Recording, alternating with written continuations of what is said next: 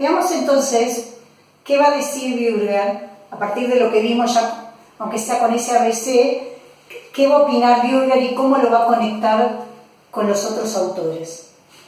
Algo fundamental es que para Bürger en Descartes se da el autodominio y su contrapartida va a ser la interioridad. Así como Montaigne, ¿se acuerdan que dijimos que Montaigne para escribir se había retirado a su casa de campo, tenía una sala donde poder trabajar? Va apareciendo de a poco lo que entendemos como el interior burgués, ¿no? Intentaba no ser molestado, Montaigne. En Descartes aparece lo mismo, es decir, en Descartes la escena originaria del pensamiento es el mismo, es un retiro, él está solo en su sillón, la chimenea, y él llega a lo que se denomina la primera certeza con el solo pensamiento. Ese lugar de recogimiento, incluso en la descripción, es muy acogedor, es muy agradable, está en el discurso del método, lo pueden revisar.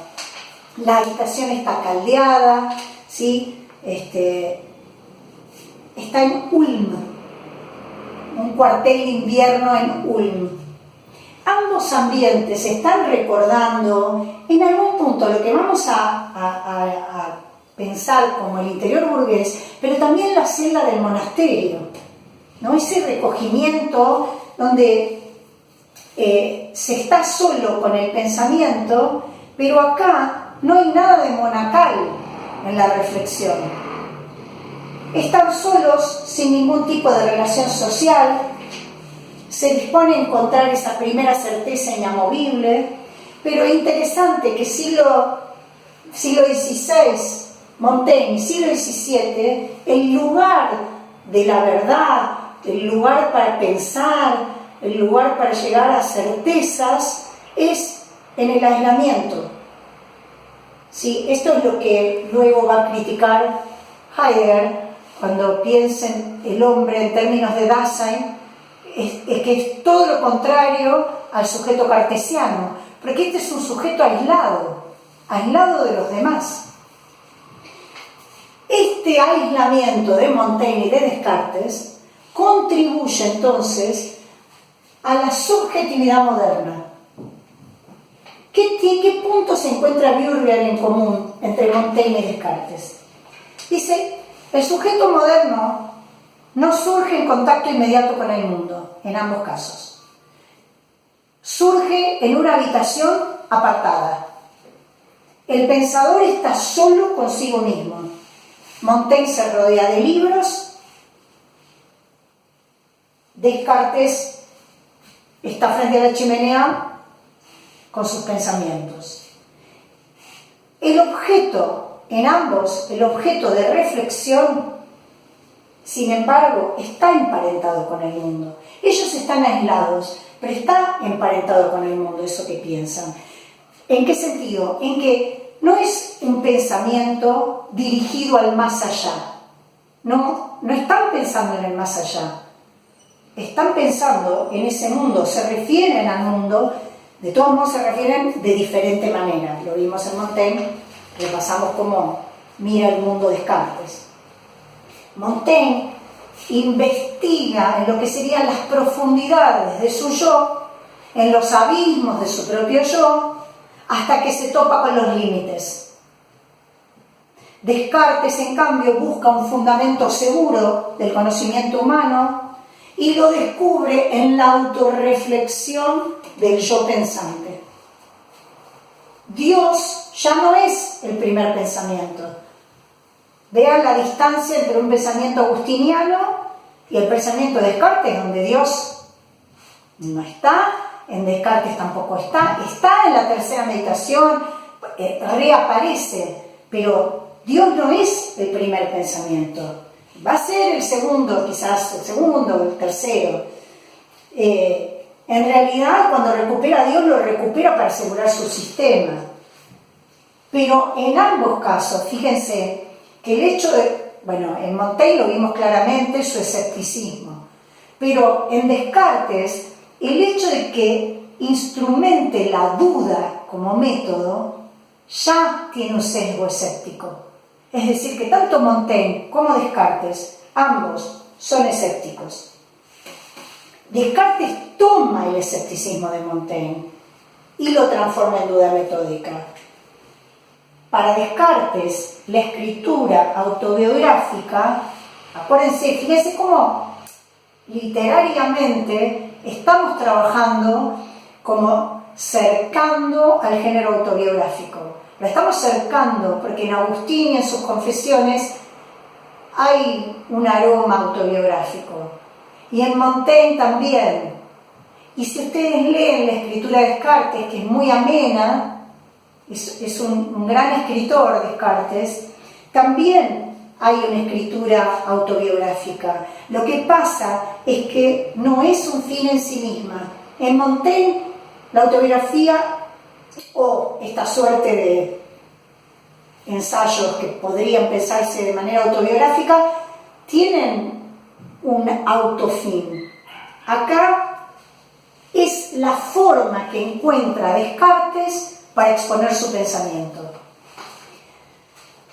Descartes usa otros modos de exposición, ¿no? Porque también está el tono autobiográfico, porque cree que la razón tiene su lugar en el yo individual, entonces está ese yo, pero también está unido, esa forma autobiográfica está unida al tratado científico, porque él tiene una exigencia científica.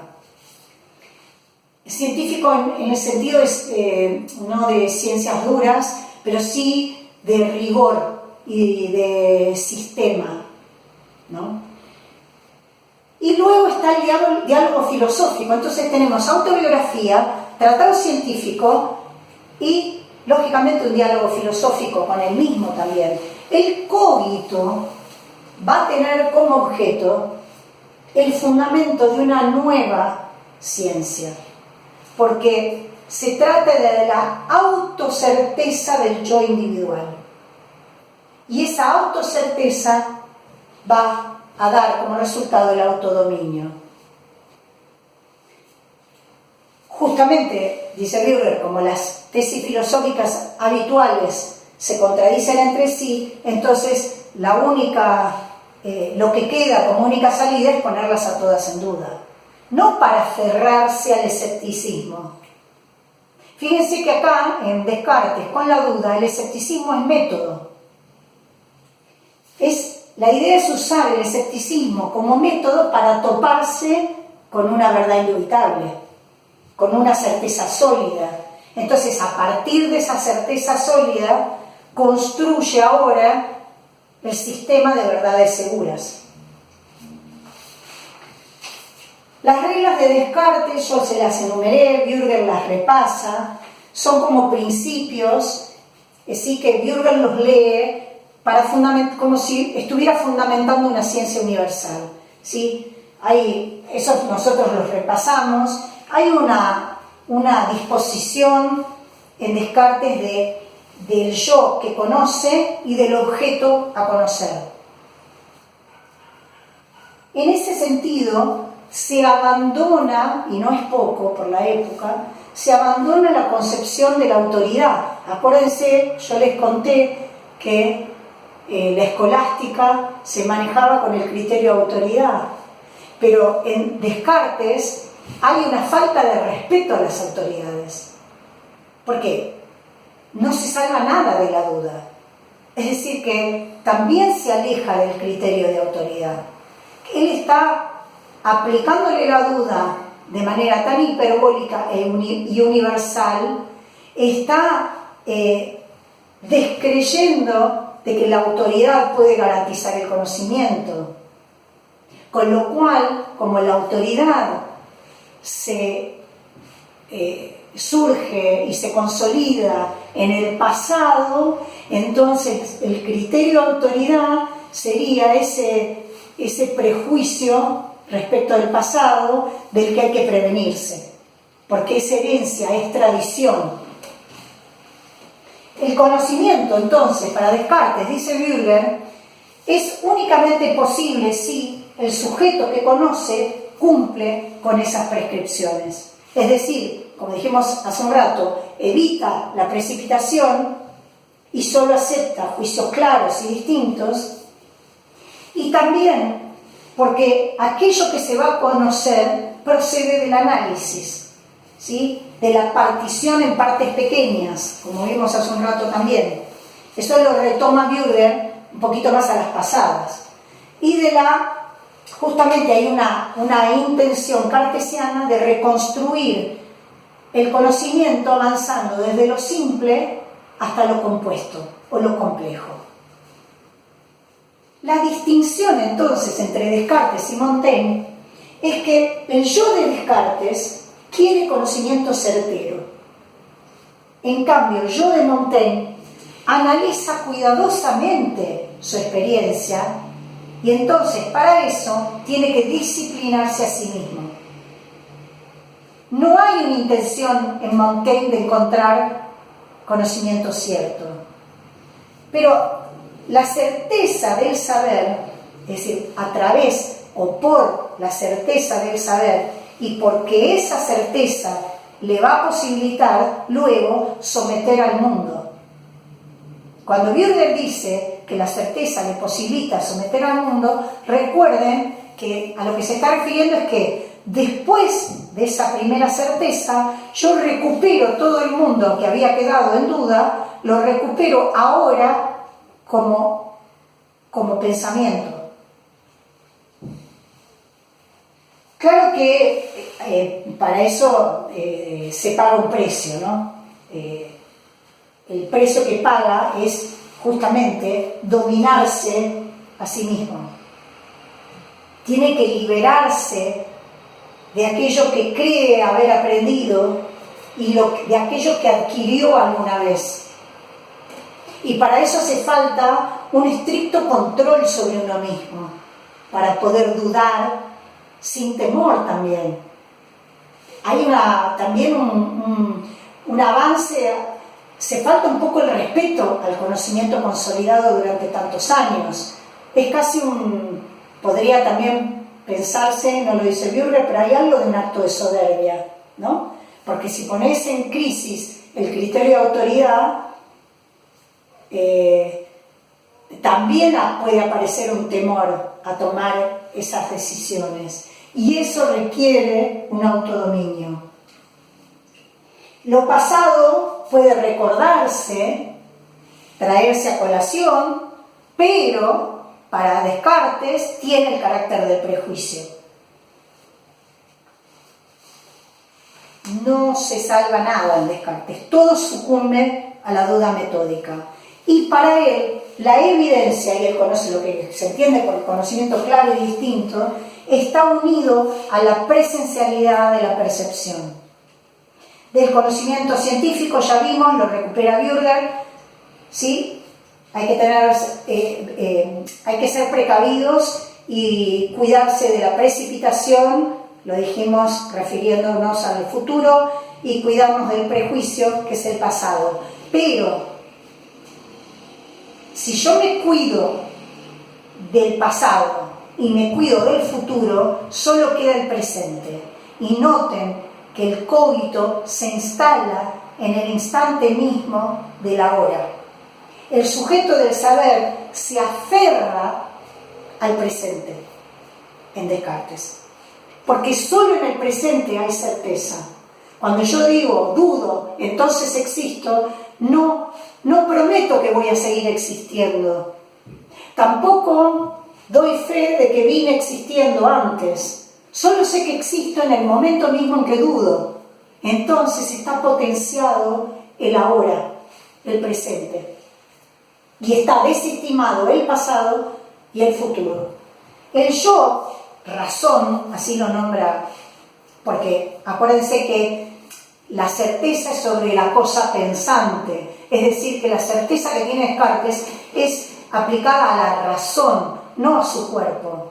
porque como su cuerpo es materia extensa, es sustancia extensa, es materia, ya es problemático, porque sigue trayendo otro tipo de problemas que tienen que ver con la percepción. Por eso Bürger dice el yo-razón. El yo-razón tiene que separarse de la propia existencia, porque el presupuesto del dominio del yo es la separación, dice Bürger, del yo racional respecto del yo cuerpo. Y en eso, sobre esa distinción cabalga el cogito. Porque el cogito se lleva a cabo, en el cogito se lleva a cabo la reflexión nociológica. El yo se hace consciente de su existencia en el mismo acto de dudar, en el mismo acto de pensar. Las almas fuertes tienen la capacidad de contemplar los sucesos de la propia vida como si fueran una pieza teatral. A Descartes no le interesa la represión de las pasiones. Acuérdense que a Montaigne tampoco le interesaba. Y en eso se aparta del medioevo, se aparta también del control de las pasiones. Son las que pueden, dice él, que las almas fuertes son las que pueden sentir grandes pasiones, pero la ayuda de la razón contribuirá a la felicidad de esas almas. Fíjense entonces que hay dos representaciones de la subjetividad en Descartes y en Montaigne que tienen algo en común y a la vez tienen aspectos totalmente, o al menos que parecen irreconciliables. Quizás sean aparentemente irreconciliables. Pero en algún punto Bürger ve conexión entre Montaigne y Descartes. Ya lo venimos viendo, ¿no? Ya lo venimos trabajando. En Montaigne,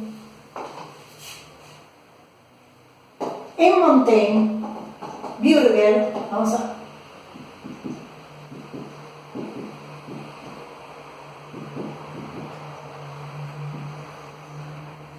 en Montaigne se ve un yo individual.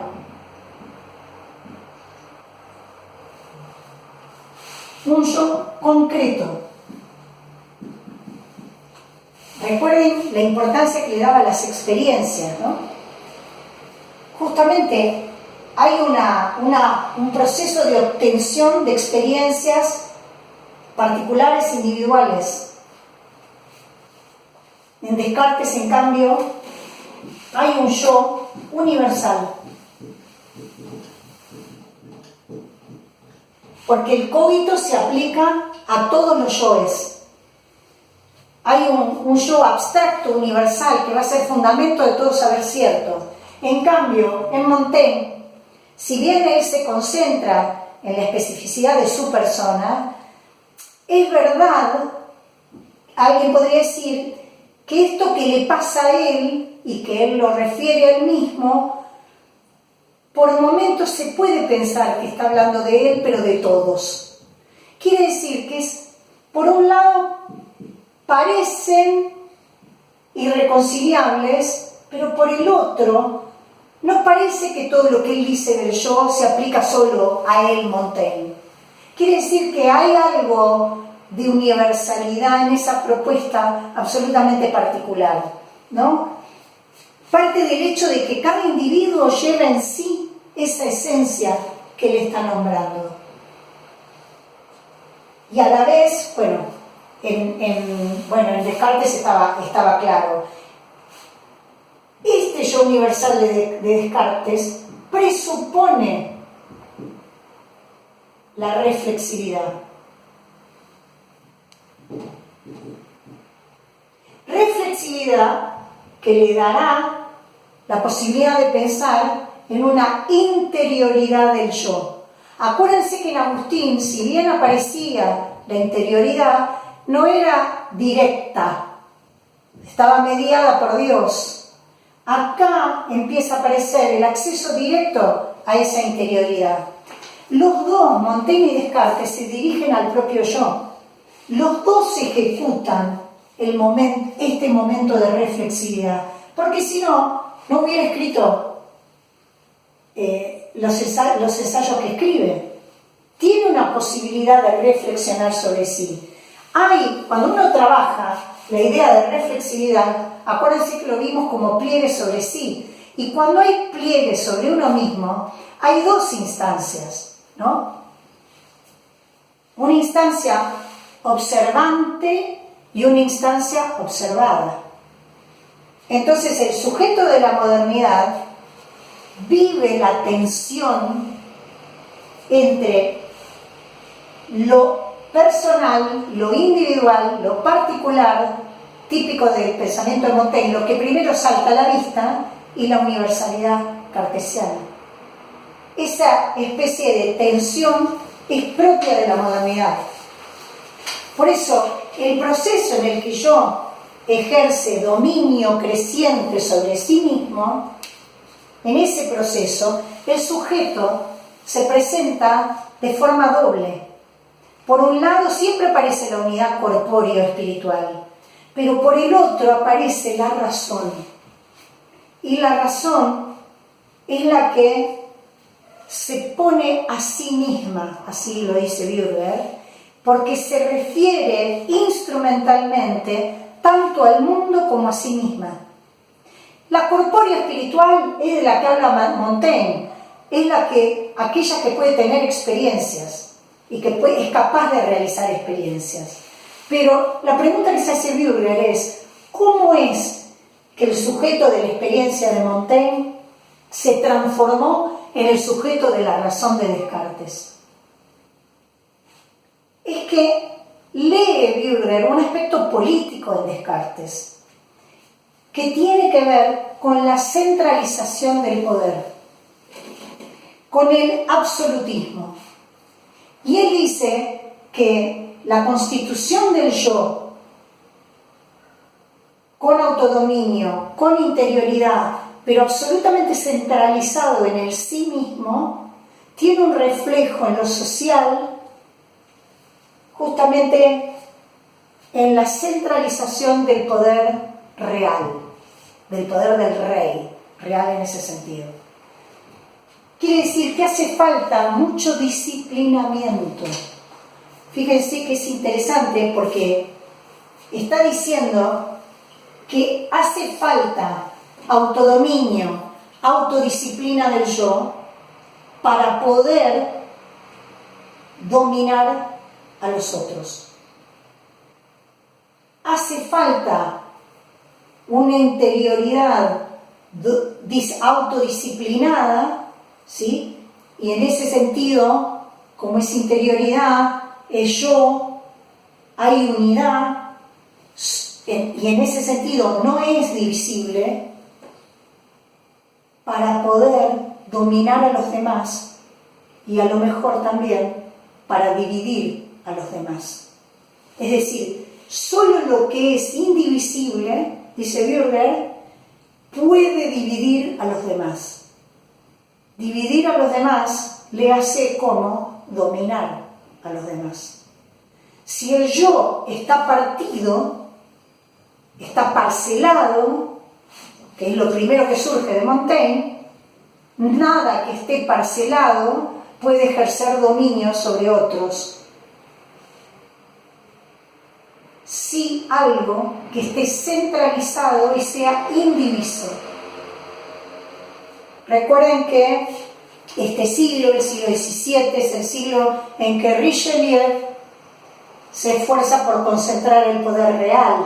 Entonces la razón cartesiana, que se presenta como indivisible y que tiene su sede en un individuo que es el mismo, se proyecta, es la lectura de Bürger, que se proyecta en un sentido de soberanía, porque es una soberanía indivisible y que tiene su sede en un rey, en un yo idéntico a sí mismo y no divisible.